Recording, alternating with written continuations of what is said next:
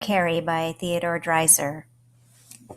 When Carolyn Meeber boarded the afternoon train for Chicago, her total outfit consisted of a small trunk, a cheap imitation alligator skin satchel, a small lunch in a paper box, and a yellow leather snap purse, containing her ticket, a scrap of paper with her sister's address in Van Buren Street, and $4 in money.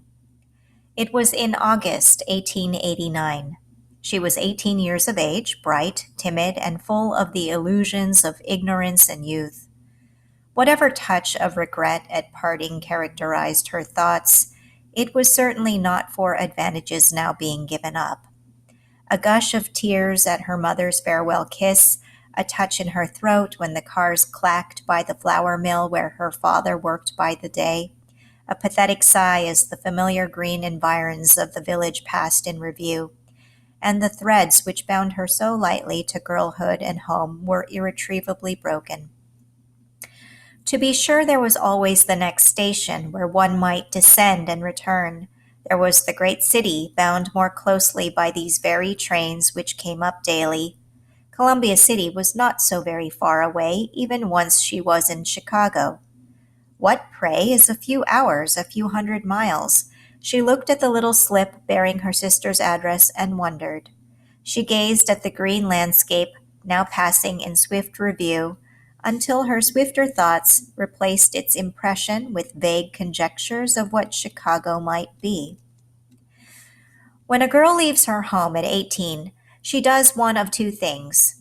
Either she falls into saving hands and becomes better, or she rapidly assumes the cosmopolitan standard of virtue and becomes worse. Of an immediate balance under the circumstances, there is no possibility. The city has its cunning wiles, no less than the infinitely smaller and more human tempter.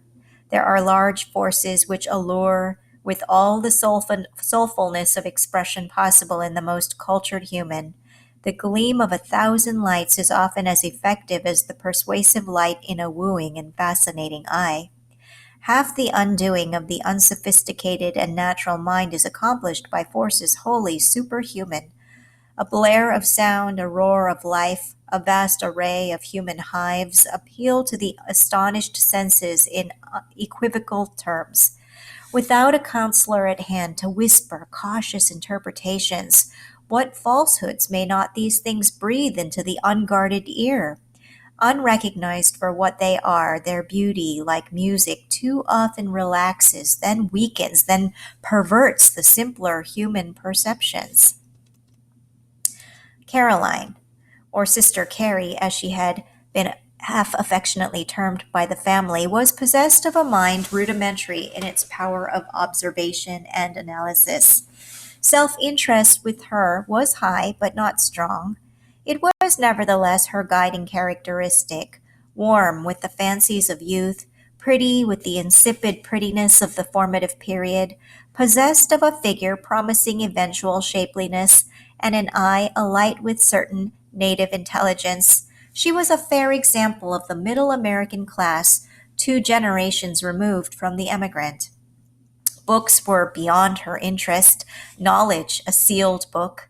In the intuitive graces, she was still crude. She could scarcely toss her head gracefully. Her hands were almost ineffectual.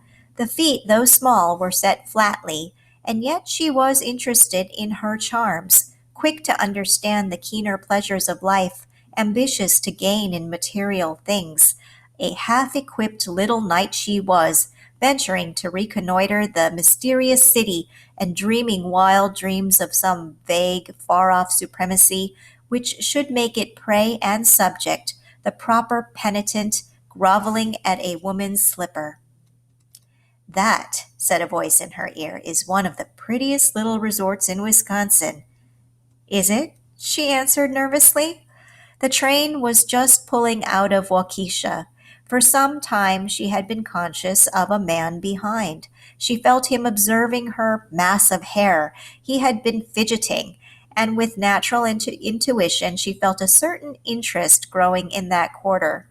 Her maidenly reserve and a certain sense of what was conventional under the circumstances called her to forestall and deny this familiarity, but the daring and magnetism of the individual, born of past experiences and triumphs, prevailed. She answered. He leaned forward to put his elbows upon the back of her seat and proceeded to make himself volubly agreeable. Yes, that is a great resort for Chicago people. The hotels are swell. You are not familiar with this part of the country, are you?